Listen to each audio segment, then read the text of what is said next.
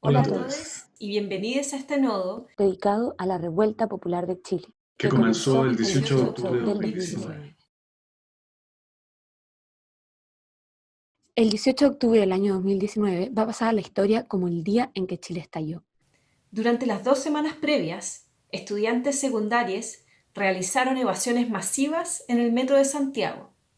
Gatilladas por una alza de su tarifa en 30 pesos, multitudes de personas se volcaron a las calles a protestar. Pero el malestar que causó la revuelta no era algo nuevo. Llevaba décadas alimentándose de desigualdad. Como dicen las pancartas, no son 30 pesos, son 30 años.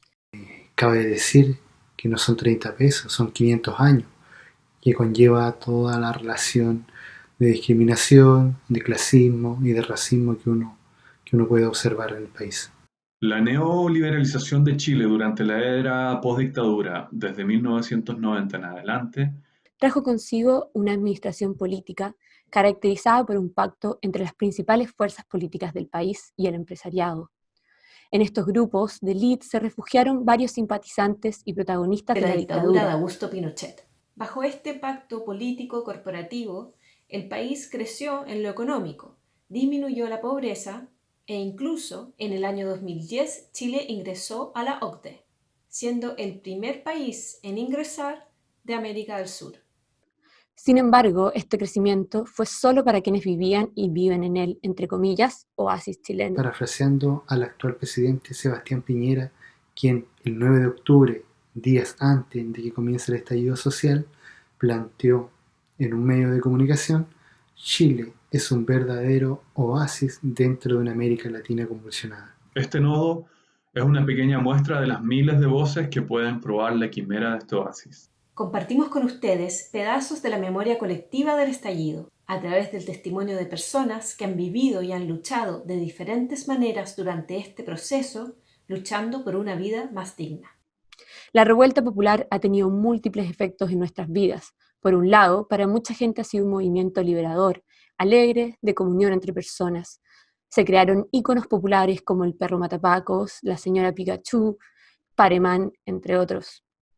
Surgió una primera línea de personas dispuestas a enfrentar a la policía para proteger a la gente que va marchando. Se alzó la bandera huenufoye del pueblo mapuche y la huipala de los pueblos andinos.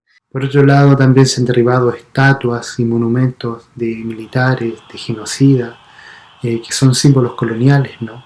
Y esto ha pasado tanto en el norte de Chile, con los pueblos de Aguita, pero también ha pasado en Temuco en particular con el pueblo mapuche. Entonces se han derribado estos símbolos coloniales para disputar también el espacio público. Además, todos juntos cantamos viejos himnos del tiempo de la dictadura. Víctor Jara y su canción El derecho a vivir en paz y el baile de los que sobran del grupo Los Prisioneros. Pero la cara más cruenta del estallido ha sido la represión estatal y la impunidad. Son miles las víctimas de la violencia policial. Hay más de 5.500 denuncias por violación a los derechos humanos. Más de 2.500 personas están hoy en la cárcel esperando un juicio. Hay más de 950 querellas por tortura y tratos crueles, más de 190 acciones legales en contra de la policía por violencia sexual. Más de 400 ojos mutilados por acción de la policía. Más de 30 personas han muerto en el contexto de las protestas. Y solo en 4 casos se han abierto investigaciones en contra de agentes del Estado. Como estudiantes que actualmente estamos estudiando aquí en el extranjero, en Texas particularmente, y que provenimos de Chile, de distintas partes de Chile, para nosotros fue complejo este momento por la lejanía, obviamente, y por nuestros círculos afectivos también, que están todos allá. Pero en sintonía con las movilizaciones de Chile, de este estallido social que comenzó el 18 de octubre, también no nos quedamos atrás, realizamos distintas actividades en Austin, aquí en Texas. Quisimos visibilizar y apoyar a quienes se estaban manifestando en Chile, a quienes estaban poniendo el cuerpo por todos nosotros, reivindicando nuestros derechos colectivos.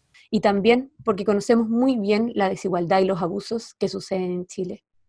Organizamos una concentración frente a la torre principal de la Universidad de Texas, en la cual nos acompañó un amigo, músico ecuatoriano, Javier Jara, quien homenajeó a Víctor Jara y a Violeta Parra. Nos acompañaron personas de distintas partes de América, latina, no solo para brindar su apoyo a Chile, sino también en apoyo a todos los países del continente que presentan graves problemas sociales, como Nicaragua, Ecuador, Bolivia, Haití, entre otros.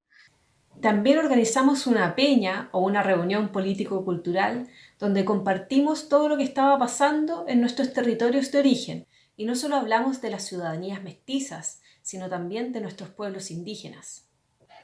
Y cuando el colectivo Las Tesis hicieron su llamado para protestar con su performance, nos reunimos una vez más en medio de la Universidad de Texas para gritar el violador de Jesús.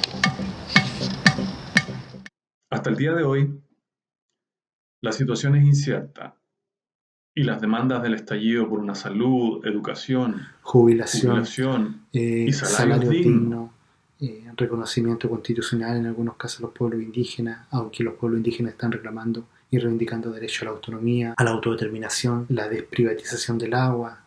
No han sido atendidas de forma estructural. La actual crisis sanitaria nos ha impedido volver a las calles y así el gobierno posterga una vez más nuestros deseos de cambio. Hoy, en medio de esta pandemia, no queremos que esta lucha se pierda, tampoco que la atención a este gran movimiento se disperse. Si bien reconocemos la urgencia del momento y velamos por el bienestar de todas las personas, creemos que es crucial seguir reflexionando sobre esta lucha y las posibilidades que esta movilización nos otorga para crear nuevas formas de comprender y construir la sociedad. Finalmente, a través de este archivo parcial y en bruto, a través de estos testimonios que ustedes van a poder corroborar en los distintos links que van a encontrar, queremos contribuir al registro de la historia social de un territorio que está luchando por tener un buen vivir. También es nuestra forma de homenajear a los diversos actores sociales, individuales y colectivos que están en esta revuelta, porque gracias a ellos se ha tensionado un modelo